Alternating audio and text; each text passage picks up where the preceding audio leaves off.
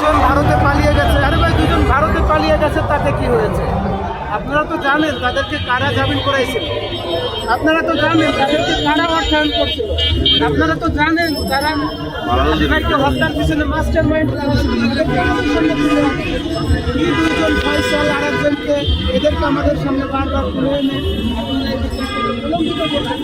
আপনারা এই বিচারটাকে দেরি করতেছেন।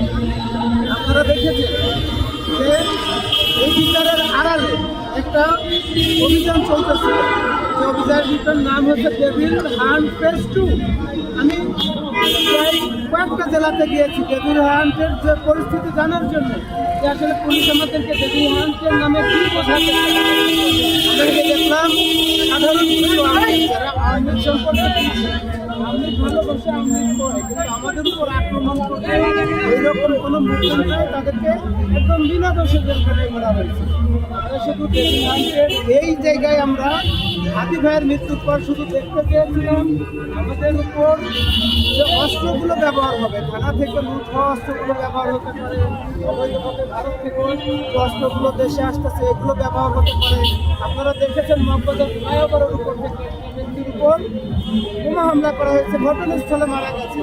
এবং গতকাল এখানে এসে যারা আন্দোলনের সাথে আছে হাদি ভাইয়ের বিচার করছে, অনেকের সাথে কথা বলেছি, আপনারা যে আন্দোলন করতেছেন আপনারা কি নিজেরা মোটামুটি সিকিউরিটি আছে? আমরা তো হুমকি ফামকিতে আছি, আপনাদের কি অবস্থা?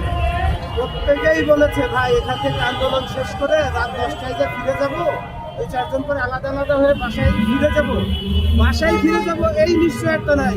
হতে পারে বাসায় ঢোকার আগেই আমাদেরকে হত্যা করতে পারে, হতে পারে বাসায় ঢোকার আগেই আমাদেরকে মারপিট করতে পারে।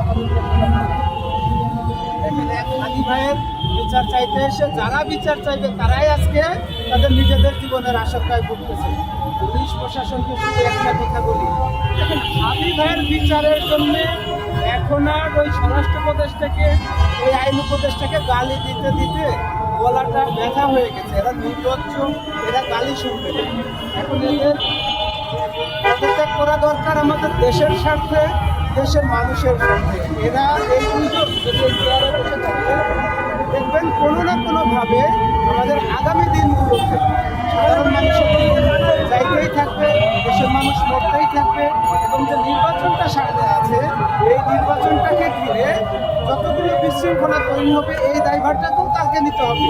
আমরা হয়তো সেই জীবনগুলো ফিরে পাবো না, কিন্তু আমাদের মাধ্যমে এই যে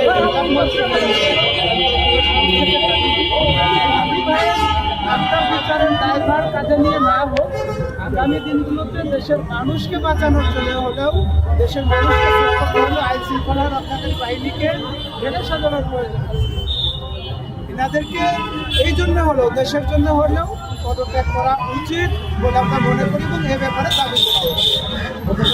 সংবাদ সম্মেলনে বলেছেন 2 জন আসামিকে গ্রেফতার করা হবে, তবে আপনি বলেছেন এরকম কোনো তথ্য তাদের কাছে নেই। এইটা কেন হলো? বাংলাদেশের পুলিশের সাথে আসামের পুলিশের যে মন্তব্য সেটা তো তফাৎ কেন? আমরা 24-এর বিপ্লবের পরবর্তী সময়ে মাত্র 1 মাসের বিপ্লবকে বোধহয় মিশিয়ে দেখেছি।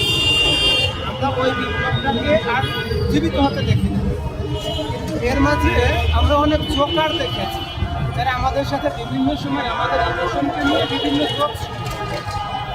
এই যে জোকারগুলো আমাদেরকে জোক শোনায়, দেখেন আপনি আগেই বলেছি যে 2 জন লোকের পিছনে আপনারা না ছুটে, কে ভারতে গেছে কে জানে, শেখ হাসিনা ভারতে চলে গেছে, ওতে এমনিতেই 2 বছর পরে মরে যাবে। আমলিগের 5,000 নেতা পালাই গেছে, এরা তো 60+ ছিল, এরা তো এমনি 5 বছর পরে হার্ট স্ট্রোক করে ওই করে এমনিতেই মরে যাবে। ওদের বিচার চায় কী করবে? আমার কথা সেটা না, আমার কথা হলো পুলিশের কথায় বিদলের পুলিশের কথার সাথে মিল আছে কিনা সেটাও আমরা খুঁজতে যাইতে চাইতেছি না। দেশে দর্শক কারা আছে? এখন কি শেখ হাসিনা এসে আমাকে গুলি করে দিবে? ভারতে যারা পালায় আছে তারা এসে আমাকে গুলি করে দিবে? ফয়সাল এসে আমাকে গুলি করে দিবে? না, কারা দিবে? যারা প্রশিক্ষিত বাহিনী আছে দেশের ভিতর যারা আছে তারা আমাদেরকে মারবে, তারা আমাদের দেশের মানুষকে মারবে। আপনারা 2 জনের পিছনে কেন পড়ে আছেন সেটা নিয়ে আমরা কেন আপনাদের কাছ থেকে বিবৃতি শুনতে যাবো? আমরা বিবৃতি শুনতে চাচ্ছি না, আমরা চাচ্ছি এর পিছনের শক্তি কারা তাদেরকে সামনে নিয়ে আসে। আজকে কি মনে করেন যে এক হাজি ভাই শহীদ হয়েছে আর কেউ মারা যাবে না? আপনি কি মনে করেন নির্বাচন যত ঘনায় আসবে এই দেশের মানুষের জীবনের কোনো ঝুঁকি বাড়বে না? আমাদেরকে এগুলো বুঝায়, এগুলো বুঝতে বুঝতে 2টা বছর পার করে ফেলছে। দেশের মানুষকে বাঁচান, আপামর জনসাধারণকে বাঁচান, আমাদের মনে একটু সান্ত্বনা দেন, একটু শান্তি দেন।